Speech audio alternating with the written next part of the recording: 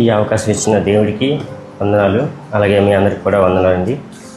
అయితే నేను సిలువలో పలికిన 7వ మాట తీసుకున్నాను.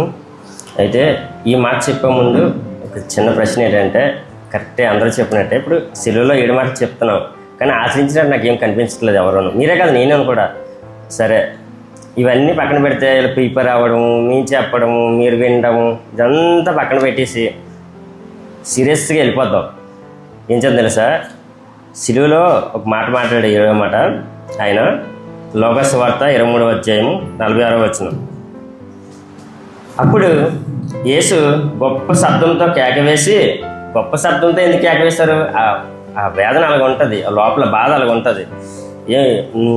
తండ్రి నీ చేతికి నా ఆత్మను అప్పగించుకొనిచున్నాను. ఎవరు? చాలమ్మ. తండ్రి అంటే ఎవరు? పరలోక తండ్రి. నీ చేతికి, ఆయన చేతికి నా ఆత్మను అప్పగించుకొనిచాను. ఈయన ఆత్మ పరలోక తండ్రి అప్పగించుకుంటున్నారంట. ఎందుకు అప్పగించుకుంటున్నారు? ఆత్మ అక్కడి నుంచే వచ్చింది, దేవుడి దగ్గర నుంచే వచ్చింది కాబట్టి మళ్ళీ తిరిగి అతనికే ఇవ్వాలి. అది తన బాధ్యత. సరే, ఇక్కడ వరకు బాగుంది కదా. పరలోక తండ్రి పంపించాడు, ఒక బాధ్యత ఇచ్చాడు, ఆయన నెరవేర్చాలి. నెరవేర్చాడు. అందరికీ తెలిసిందే, నెరవేర్చాడు. ఒకవేళ నెరవేర్చలేదు అనుకుంటే అప్పుడు ఈ మాట అనగలుగుతాడా? అనలేడు. అన్నా సరే పోనీ అన్నాడు అనుకుందాం, ఆయన అంగీకరిస్తారా? అంగీకరించలేడు కదా. అప్పుడు తండ్రి ఈ మాట విన్నప్పుడు ఎంత సంతోషపడతాడు. అంగీకరించిన తర్వాత పరలోక తండ్రికి వెళ్తాడు కదా, యేసయ్య ఎంత సంతోషిస్తారు. ఇద్దరు కలిసి హగ్ చేసుకొని, డాడీ నీ దగ్గరికి వచ్చాను డాడీ అంటాడా యేసయ్య? తండ్రి కూడా ఎంత సంతోషపడతాడు.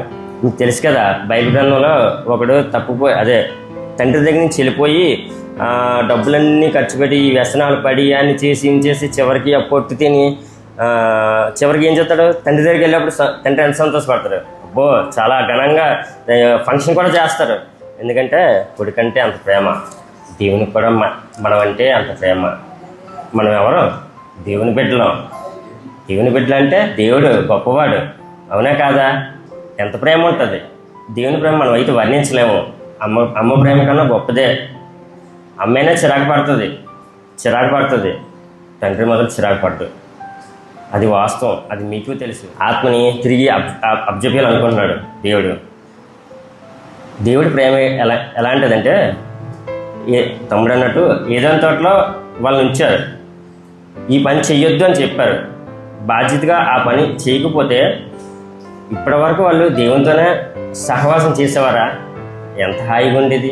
శ్రమలు ఉండవు, కష్టాలు ఉండవు, ఈఎంఐలు ఉండవు, ఏ తలనొప్పి ఉండదు, గొడవలు ఉండవు, అత్యాచారాలు ఉండవు, ఉండవు. ఈ భూమి మీదకి వచ్చారు ఎవరైనా మాట్లాడతాడు, కొన్ని ఆత్మపరంగా మాట్లాడుతాడు. మనం చాలా గ్రహించాలి. అది మనం ఎంతో న్యాయంగా నీట్గా ఉంటేనే దేవుడు అలా బయలుపరిచినట్టు. ఆయన వాక్యం కానీ, ఆయన ప్రవచనాలు కానీ, లేఖనాలు ఏ చెప్పుకున్నా కానీ లోతుగానే ఉంటుందమ్మా. షార్ట్కట్లో కూడా చెప్పలేము. కానీ మనం గ్రహించింది చిన్నదైనా సరే అది ఆచరణలో పెట్టుకుంటే మాత్రం మన లైఫ్ చాలా బాగుంటుంది, అభివృద్ధిలో ఉంటుంది. అది మాత్రం మీరు జ్ఞాపకం చేసుకోండి. అయితే అక్కడ ప్రారంభించాడు కదా ఏదైనా తోటలో, చక్కగా ఆయన మాట బాధ్యతగా వింటే హ్యాపీగా ఉన్న లైఫ్. వినలేదు, పాపం చేసాం, భూమి మీదకి వచ్చాం, అయినా వదిలేశాడా? వదిలేదు కదా. ప్రవక్తల ద్వారా వాళ్ళ ద్వారా చెప్పించి చేసి అలా రక్షించుకోవడానికే చూశాడు, ప్రయత్నం చేశాడు, అవునా? సాతాను ఏం చేస్తున్నాడు? పోనీ ఈ సాతాను వల్ల కదా ఇవన్నీ ప్రాబ్లమ్స్ వస్తున్నాయి. ఆయన అంత చేసి ఇన్ని గొడవలు ఉండవు కదా, ఇప్పుడు ఆయన ఎందుకు అంత చేయలేదు? సాతాను కూడా ప్రేమించే గొప్ప మనసు ఆయనకే ఉంది. నేనున్నానా? నా శత్రువుని ప్రేమించుకుంటే నా వల్ల అవ్వదు. ఒకవేళ ఈ క్షణాన్ని నేను క్షమించినా తర్వాత రోజు కనబడ్డాడు అనుకో, మాట్లాడుతాను కానీ లోపల నుంచి రాదు, మనసులో నుంచి రాదు. బయటికి నటిస్తానంటే బాగున్నావా, ఏం చేస్తున్నావు అంతవరకే, కానీ మనస్ఫూర్తిగా నేను మాట్లాడలేను. దేవుని ప్రేమ అలా ఉంటుంది. సాతాను కూడా ప్రేమించేలా మనస్తత్వం ఉంటుంది.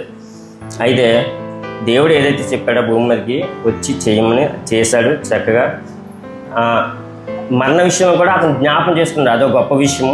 జ్ఞాపకం చేసుకొని, తండ్రి నా ఆత్మను నీకు చేతికి అప్పగించుకుంటున్నాను, నీ దగ్గరే నా రక్షణ ఉంది అని చెప్పేసి చక్కగా చెప్పడం జరిగింది. దేవుడు కూడా అంగీకరిస్తాడు, ఎందుకంటే 100% ఆయన చెప్పిందే చేశాడు. యోహాను సువార్తలో ఉంటుంది, నా ఇష్ట ప్రకారం నా చిత్త ప్రకారం చేయడానికి భూమి మీదకి వచ్చాను చెప్తాడు. అలాంటి స్టేట్మెంట్ ఊరికినా రాదు, అది ఎక్స్పీరియన్స్ చేస్తూనే వస్తుంది. అయితే అలా చెప్పగలుగుతాడు అనమాట. ఎవరు? యేసయ్య. దేవుడు కూడా అంగీకరిస్తారు. అయితే మనం ఇప్పుడు మన జీవితం అప్లై చేసుకుంటే, మన జీవితానికి అప్లై చేసుకుంటే ఇప్పుడు అపోస్తల కార్యాలు 7వ అధ్యాయం 59వ వచనం.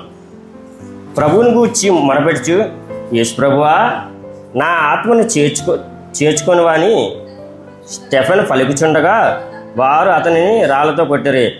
చూడండి, ఇంకా కొంచెం ఒక చిన్న లైన్ చదవమ్మా. మోకాళ్ళని, ప్రభువా వారి మీద ఈ మోపు కానీ గొప్ప శబ్దంతో వాళ్ళకి. చూసావా, ఇక్కడ కూడా ఈయన క్షమించే గుణం ఎంత బాగుంది. క్రైస్తవులకి మంచి మంచి గుణాలు ఉన్నాయి. దేవుడు మన యేసుప్రభు గారు చాలా ఇచ్చారు. ప్రేమ, క్షమించే గుణము, దయ, కరుణ, ఇవన్నీ ఎవరికి ఇవ్వలేని ధన్యత మనకి ఇచ్చారు తెలుసా. చాలా ఉంది, తగ్గితే లోతుగా చాలా ఉంది, మంచి ధన్యత ఇచ్చారు. కాబట్టి ఏం లేదు, ఆయన నడిచే మార్గంలో మనం నడుచుకోవాలి. పరలోక తండ్రి నడిచే మార్గంలో యేసయ్య నడుచుకున్నాడు, ఆయన మార్గంలో మనం నడుచుకోవాలి. ఎందుకంటే మనం దేవుని బిడ్డలం కాబట్టి. 2వ అధ్యాయము 22వ వచనం.